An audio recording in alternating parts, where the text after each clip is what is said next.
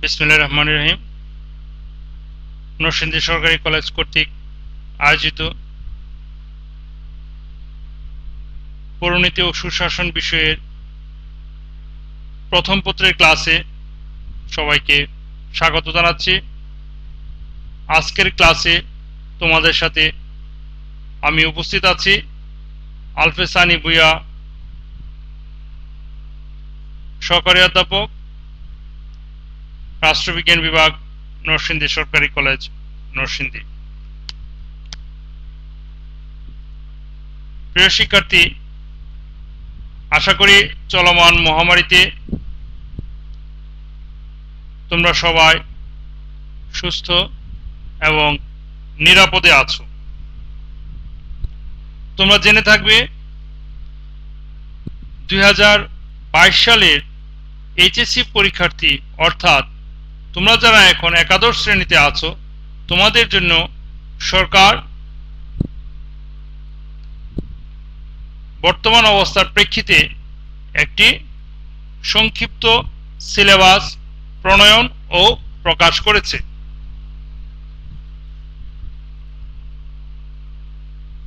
সেই সিলেবাসের উপর ভিত্তি করেই তোমাদের চূড়ান্ত পরীক্ষা এবং কলেজের মূল্যায়ন পরীক্ষা সমূহ অনুষ্ঠিত হবে। সেই পাঠ্যসূচিতে তোমাদের জন্য প্রথম পত্র পৌরনীতি ও সুশাসন প্রথম পত্রের জন্য 70টি ক্লাস এবং দ্বিতীয় পত্রের জন্য 80টি ক্লাস, সর্বমোট 150টি ক্লাস রাখা হয়েছে। আজকে আমাদের মূল আলোচনায় যাওয়ার পূর্বেই চলো আমরা দেখে নিই যে সেই সংক্ষিপ্ত এবং পরিমার্জিত পাঠ্যসূচিতে তোমাদের পৌরনীতি ও সুশাসন প্রথম পত্রের জন্য কি আছে। পৌরনীতি ও সুশাসন প্রথম পত্র, এর পূর্ণ নম্বর হবে 100, কোনো ব্যবহারিক নম্বর নেই। এখান থেকে তোমরা পড়বে প্রথম অধ্যায়। প্রথম অধ্যায়ে আছে পৌরনীতি ও সুশাসন পরিচিতি। এখানে থাকবে পৌরনীতির ধারণা, পরিধি, সুশাসনের ধারণা, বৈশিষ্ট্য, সুশাসন ও পৌরনীতির ক্রমবিকাশ। তারপর আছে তৃতীয় অধ্যায়, এর শিরোনাম হচ্ছে মূল্যবোধ, আইন, স্বাধীনতা ও সাম্য। এখানে আছে মূল্যবোধের ধারণা, মূল্যবোধের শ্রেণীবিভাগ, মূল্যবোধ ও সুশাসন, আইনের ধারণা, আইনের শ্রেণীবিভাগ, নৈতিকতার ধারণা, আইন ও নৈতিকতা, স্বাধীনতা ও সাম্যের ধারণা, স্বাধীনতা ও সাম্যের শ্রেণীবিভাগ, স্বাধীনতা ও সাম্যের পারস্পরিক সম্পর্ক, স্বাধীনতা সাম্যের গুরুত্ব, গণতান্ত্রিক মূল্যবোধের ধারণা, গণতান্ত্রিক মূল্যবোধের গুরুত্ব, সুশাসন ও গণতান্ত্রিক মূল্যবোধ।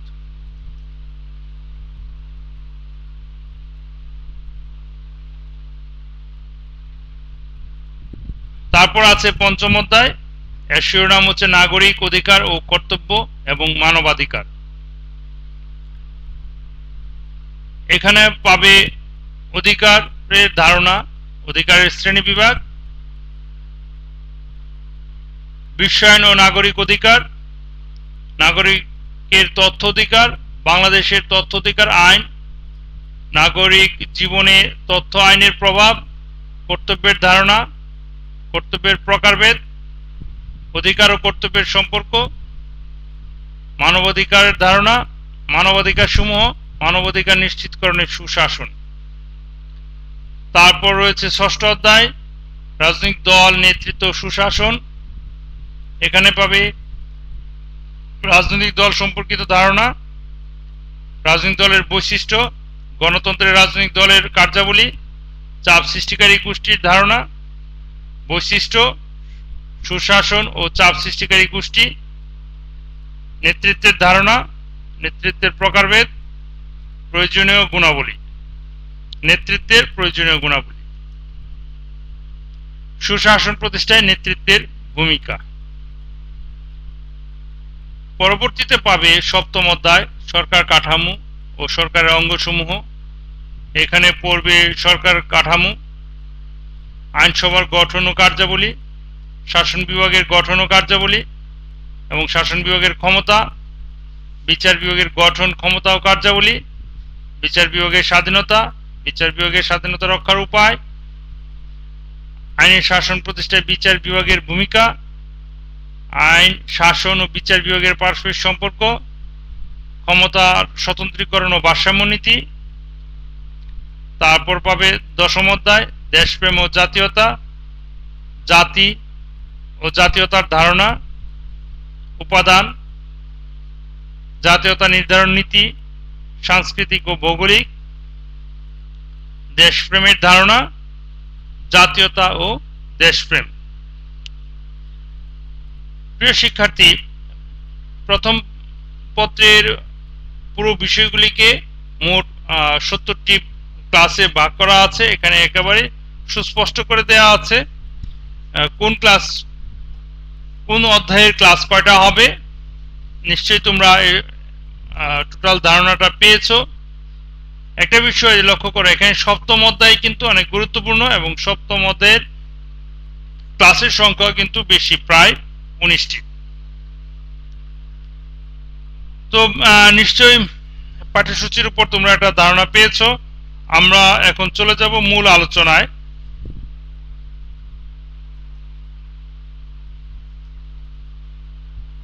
আজকের আলোচনার বিষয় আইনের ধারণা। এটি তোমাদের অধ্যায় 3-তে আছে এবং নবম ক্লাস।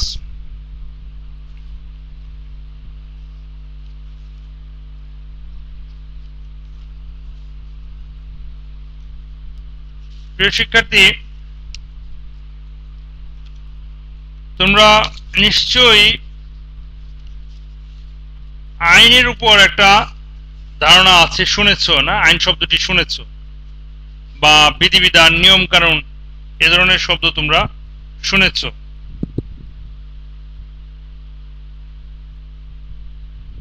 আজকে যে রাষ্ট্র ব্যবস্থা, সেই রাষ্ট্র ব্যবস্থা কিন্তু একদিনে সৃষ্টি হয়নি। দীর্ঘদিনের চর্চা, বিভিন্ন ঘটনাবলী, ধারাবাহিক পর্যায়ে আজকের এই রাষ্ট্র ব্যবস্থার সৃষ্টি হয়েছে। রাষ্ট্রের উৎপত্তি কিভাবে হয়েছে এ সম্পর্কিত অনেক মতবাদ রয়েছে। তার মধ্যে একটি গুরুত্বপূর্ণ মতবাদ হচ্ছে সামাজিক চুক্তি মতবাদ। হবস, লক এবং রুশো এই তিনজন দার্শনিক এই সামাজিক চুক্তি মতবাদ দিয়েছেন। সামাজিক চুক্তি মতবাদে বিশ্বাস করা হয় রাষ্ট্র সৃষ্টির পূর্বে মানুষ প্রকৃতির রাজ্যে বসবাস করত এবং প্রকৃতির রাজ্যে সুখে শান্তিতে এবং স্বাধীনভাবে বসবাস করছিল। কিন্তু বিভিন্ন ঘটনার প্রেক্ষিতে মানুষের মধ্যে এই প্রকৃতির রাজ্যে হিংসা, বিদ্বেষ, কলহ, হানাহানি, নিষ্ঠুরতা প্রভৃতির সৃষ্টি হয়। এ থেকে পরিত্রাণ পাওয়ার জন্য রাষ্ট্র সৃষ্টির প্রয়োজনীয়তা অনুভব করে, অর্থাৎ প্রকৃতির রাজ্যে শৃঙ্খলা ফিরিয়ে এনে স্বর্গ সুখ পাওয়ার জন্য কতগুলি বিধিবিধানের বা নিয়ম কানুনের প্রয়োজনীয়তা অনুভব করে। এই নিয়ম কানুন এবং বা বিধিবিধান প্রযুক্তের জন্যই, সৃষ্টির জন্যই কি করে রাষ্ট্র নামক একটি কর্তৃপক্ষের সৃষ্টি করে। এর অর্থাৎ মানুষ তার প্রয়োজনেই কি করেছে, বিধিবিধান বা নিয়ম কানুনের সৃষ্টি করেছে তার আচার আচরণ নিয়ন্ত্রণের জন্য। সেখান থেকেই আইনের ধারণা। আজকে তুমি ঘর থেকে বাইরে যাও, খেলার মাঠে যাও, তোমার শিক্ষা প্রতিষ্ঠানে যাও, মসজিদে যাও, মন্দিরে যাও, মার্কেটে যাও, তোমাকে কি করতে হবে? কতগুলি নিয়ম কানুন মানতে হবে। অর্থাৎ তোমাকে কি করতে হবে? আইন মানতে হবে। আইন শব্দটির অর্থ তাই অত্যন্ত ব্যাপক, কারণ মানুষের রাজনৈতিক কার্যকলাপ নিয়ন্ত্রণের জন্য আইনের সৃষ্টি, মানুষের রাজনৈতিক জীবন মঙ্গলময় করে গড়ে তোলার লক্ষ্যেই আইনের উৎপত্তি।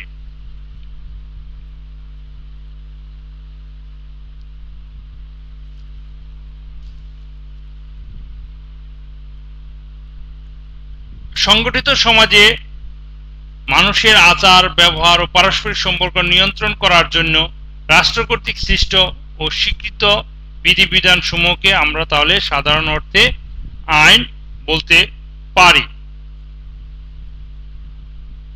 এই আইন শব্দটি একটি ফার্সি শব্দ, যার অর্থ নিয়ম কানুন বা বিধি।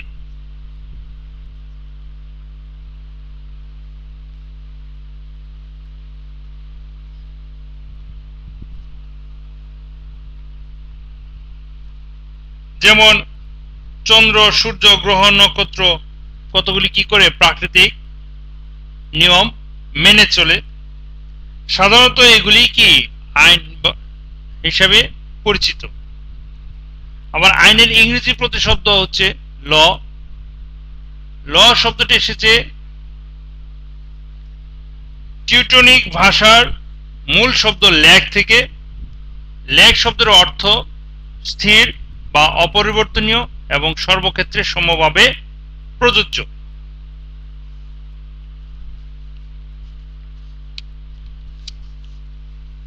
আইনের সংজ্ঞা সম্পর্কে রাষ্ট্রবিজ্ঞানীদের মধ্যে মতভেদ রয়েছে। বিভিন্ন লেখক বিভিন্ন দৃষ্টিকোণ থেকে আইনের সংজ্ঞা নির্ধারণ করেছেন। এখানে আমি দুটি আইনের সংজ্ঞা উল্লেখ করছি, বাংলা এবং ইংরেজিতে দেওয়া আছে। তোমাদের যদি দক্ষতা ভালো থাকে তাহলে ইংরেজিতে উল্লেখ করবে, তবে নির্ভুল উল্লেখ করবে। রাষ্ট্রবিজ্ঞানের জনক এরিস্টটলের মতে আইন হলো আবেগ বর্জিত যুক্তি। Law is the passionless reason. অধ্যাপক হল্যান্ড বলেন, সার্বভৌম রাজনৈতিক কর্তৃপক্ষ কর্তৃক প্রযুক্ত মানুষের বাহ্যিক আচরণ নিয়ন্ত্রণকারী নিয়মই হচ্ছে আইন। A law is a general rule of external human action enforced by the sovereign political authority.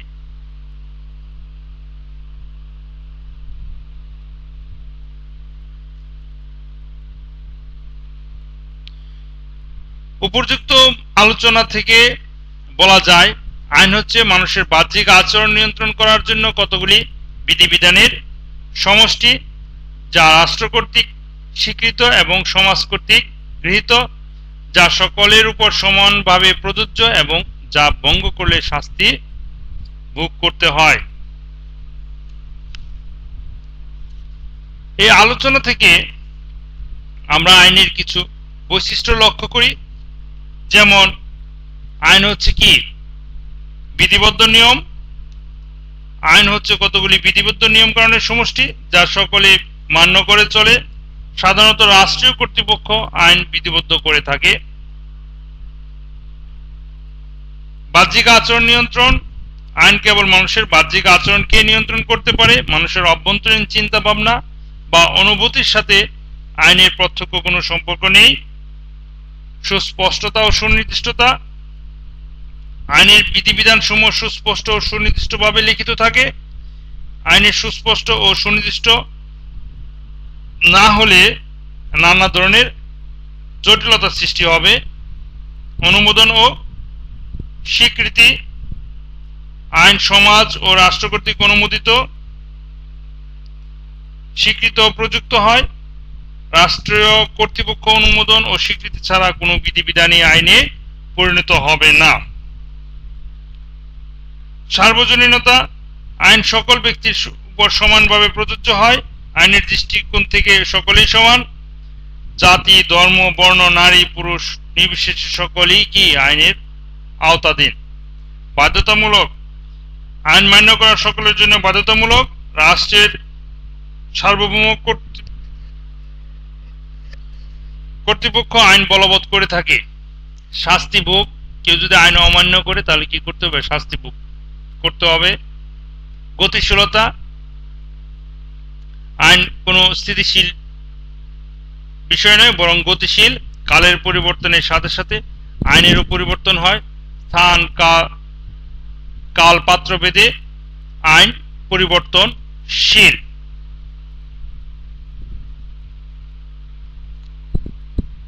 এখানে উল্লেখ করা প্রয়োজন যে হঠাৎ করেই আইন সৃষ্টি হয় না। আইন সৃষ্টির কতগুলি উৎস রয়েছে, যাকে সোর্সেস অফ ল বলা হয়ে থাকে। তবে রাষ্ট্রকে আইনের সকল উৎস হিসাবে গণ্য করা হয়। রাষ্ট্র ছাড়াও কতগুলি উৎস রয়েছে। অধ্যাপক হল্যান্ডের মতে আইনের উৎস 6টি: প্রথা, ধর্ম, বিচারালয়ের সিদ্ধান্ত, বিজ্ঞানসম্মত আলোচনা, ন্যায় বিচার, আইন পরিষদ। এগুলি ছাড়াও আইনের আরো কতগুলি উৎস রয়েছে, যেমন জনমত, নির্বাহী ঘোষণা, সংবিধান, বৈদেশিক চুক্তি ইত্যাদি। প্রিয় শিক্ষার্থী, আশা করি তোমরা বুঝতে পেরেছ। উপরোক্ত আলোচনা থেকে তোমরা যে বিষয়গুলি শিখতে পারবে, হচ্ছে আইন কি, আইনের সংজ্ঞা নির্ধারণ করতে পারবে, এবং এখান থেকে কতগুলি বহুনির্বাচনী প্রশ্ন তোমার আসতে পারে, সেগুলিও তোমরা কি করতে পারবে, তাহলে আনসার করতে পারবে। যেমন আইনের উৎপত্তিগত অর্থ কি, ফার্সি শব্দ আইনের অর্থ কি, ইংরেজি ল শব্দটির উৎপত্তি কোন শব্দ থেকে, ল্যাগ শব্দের অর্থ কি, ইত্যাদি।